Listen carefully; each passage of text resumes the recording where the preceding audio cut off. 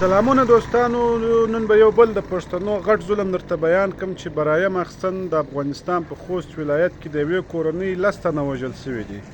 زه په دا نه پوهېږم چې هره پیښه وي دا ولې خاص کر په پښتنو کې وي، دا ولې خاص کر په افغانانو کې وي، دا ولې دومره په جاهلیت کې ژوند کوي.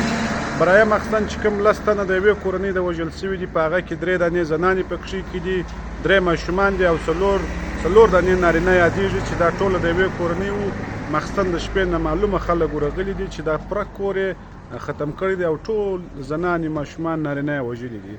څو در څو به موږ په دغه جاهلیت کې ژوند کوو، څو در څو به زموږ پښتانه دغه رقم ظلمونه کوي. دا زه د بار ملکو خبرې نه درته کوم، نه د امریکې خبرې درته کوم، نه د وروسته درته کوم، چې نه د اسرائیلو درته کوم. دا زموږ په پښتنه سیمه په افغانستان کې دا رقم واقعه پیښه شوې ده. دا اوله واقعه نه ده، دا رقم بار واقعه پیښ شوي دي چې دا ټول زموږ پښتانه دا ظلمونه کوي. الله پاک دې زموږ پښتنو ته هدایت وکړي. هر وخت چې ګورې یو ځای واقعه سوې وي پښتانه کړې وي، الله پاک دې زموږ دغه پښتنو د دغه رقم ظالمانو پښتنو څخه د مځکې سر صفا کړي او الله پاک دې زموږ پښتنو ته هدایت وکړي.